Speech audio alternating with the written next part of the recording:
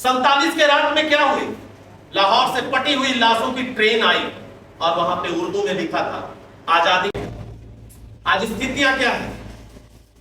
आए दिन पेपर में देख रहे होंगे, कल परसों का न्यूज था या कुछ दिन पहले का, फतुहा के पास एक गांव है, 90% जहां हिंदुओं की आबादी है, वक्फ बोर्ड ने उसे अपनी संपत्ति घोषित कर दी।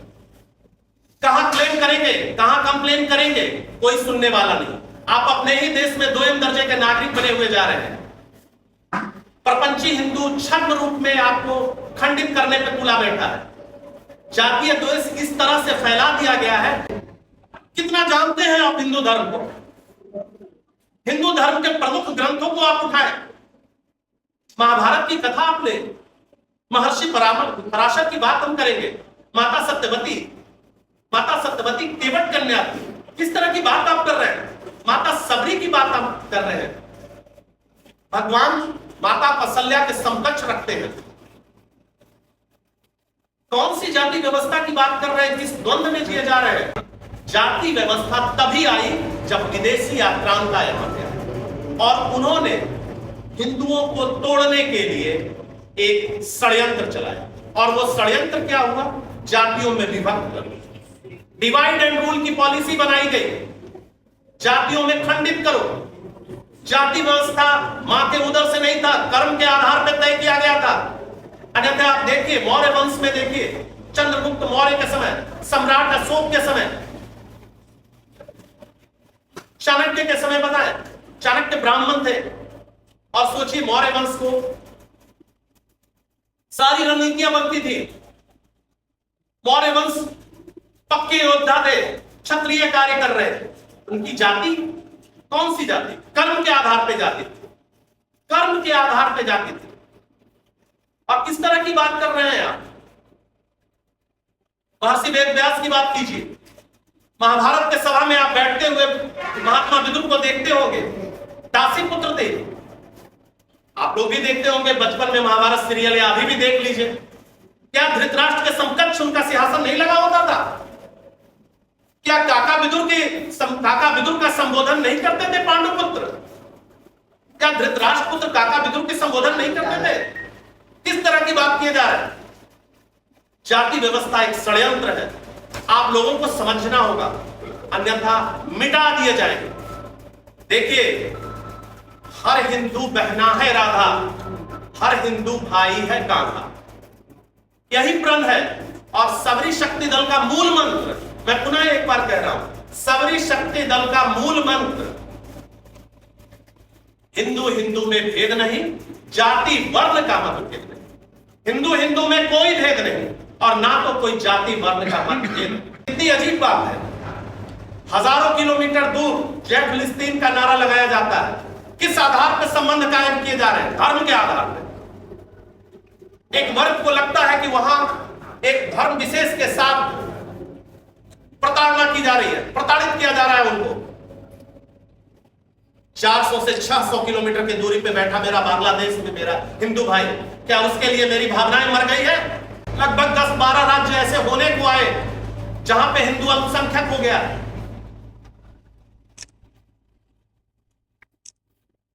समाचार पत्रों में देखे, इलेक्ट्रॉनिक्स मीडिया में देखे, लगातार लव जिहाद की समस्याएं आपको मिलेंगी। क्या यह षड्यंत्र पूर्वक है? आजकल एक नई समस्या देखने को मिल रही है, रेलवे ट्रैक पे बाधा बनाए जा रहे हैं।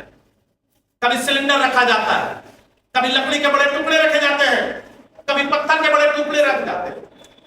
कितना विभत्स दृश्य होगा, कितने लोग मारे जाएंगे, कौन प्रसन्न होगा, किसकी आत्मा तृप्त होगी? क्या मरने वाला व्यक्ति पे जाति लिखा है? क्या उस ट्रेन में यात्रा करने वाले लोगों के सिर पे जाति लिखा है? अमुक जाति मारा जाएगा? लेकिन हां, एक बात जरूर है, यह षड्यंत्रकारी कौन है, सब अपने अंतरात्मा में झांक के देख लें और शायद लगेगा कि वाकई कौन षड्यंत्रकारी, कौन यह षड्यंत्र कर रहा है। संगठित हो जाए, एकत्रित हो जाए। और देखिए, हिंदू क्या है? हिंदू का एक बहुत बड़ा वर्ग है, कुछ त्रुटियां हैं, वाकई एक त्रुटि है, वाकई एक त्रुटि है। आपको सोचना होगा कि आपका एक वर्ग आपसे क्यों विरक्त हो रहा है। क्यों आपसे दूर जा रहा है? कहां कमी रह गई कि वो दूर जा रहा है? आपको उनको आलिंगन करना होगा, उनको साथ लाना होगा। सारे वैभव रखे के रखे रह गए, कश्मीर में सारे वैभव रखे के रखे रह गए। वैभव और आगे आने वाली पीढ़ियां तब तक सुरक्षित नहीं होंगी जब तक आप संगठित नहीं होंगे। असंगठित हिंदुओं का कोई भविष्य नहीं।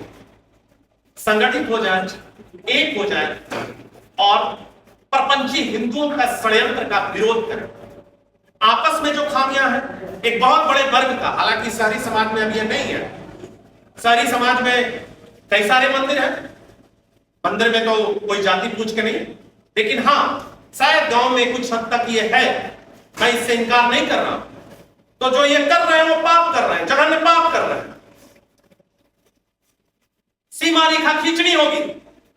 एक तरफ आपकी पूजा पद्धति और दूसरी तरफ वो प्रपंची हिंदू रहेगा, चाहे उसके माथे पे अय्यर ही क्यों न लिखा हो।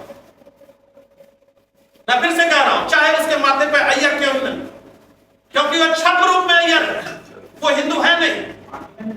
वो हिंदुओं को खंडित करने के लिए एक बहुत बड़ा फंड आप लोग को तोड़ने के लिए आ रहा है। तो देखिए, यही संक्षेप में था। धर्मांतरण एक बहुत बड़ी समस्या है। धर्मांतरण रोकने के लिए सबरी शक्ति दल ने एक छोटा सा प्रयास किया है। 3 मुख्य उद्देश्य हैं। जातीय द्वेष को समाप्त करने की दिशा में प्रयास। समाप्त होगा नहीं होगा, परिणाम किसी के वश में नहीं। भगवान ने भी कहा है परिणाम की चिंता करना नहीं है, प्रयास तुम्हारे वश में है। प्रयास ना करो तो यह अकर्मण्यता कहलाता है। अकर्मण्य नहीं होना, प्रयास करना, जन जन तक जाना, लोगों से मिलना, उन्हें बताना।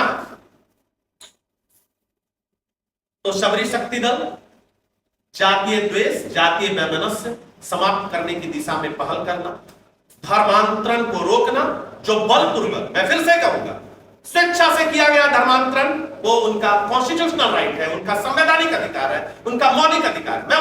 मैं उन चीजों पे नहीं जाता, लेकिन गांव के गांव परिवर्तित हो जा रहे हैं। ये षड्यंत्र है, ये प्रपंच है, ये छद्म रूप है, ये प्रलोभन दिया जा रहा है। आपको रोकना होगा। और तीसरा जो सबसे अहम बात मैं बताने जा रहा हूं वो ये कि हिंदुत्व से इतर राष्ट्रवाद की कल्पना आप नहीं कर सकते। सशक्त हिंदू ही सशक्त राष्ट्र की कल्पना करे। सशक्त राष्ट्र तभी बनेगा जब हिंदू सशक्त, जब हिंदू संगठित होगा, अन्यथा राष्ट्र खंडित होगा। हुआ 47 में क्या हुआ? धर्म के आधार पर हुआ बंटवारा। डॉक्यूमेंट्री प्रूफ है, आप उठा के देखें। धर्म के आधार पर हुआ है बंटवारा।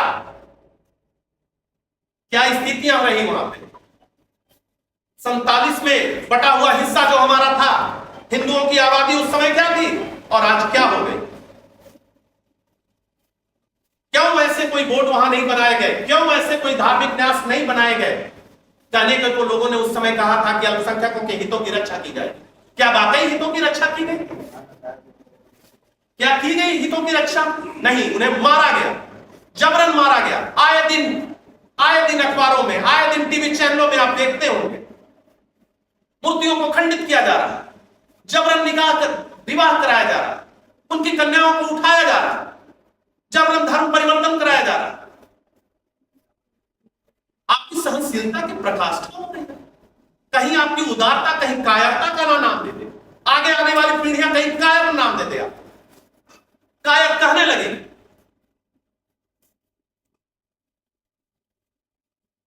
आपको सोचना हो, आपको संगठित होना हो। इस तरह का वैभव आप रच रहे हैं। वैभव और पीढ़ी तभी सुरक्षित है जब आप संगठित हैं, अन्यथा दोनों में कोई सुरक्षित नहीं है। और जहां आप कम हुए, जहां आप अधिकार नहीं कर सके, आप देखिए आप सुरक्षित नहीं। तो इन्हीं शब्दों के साथ फिर नीचे हम लोग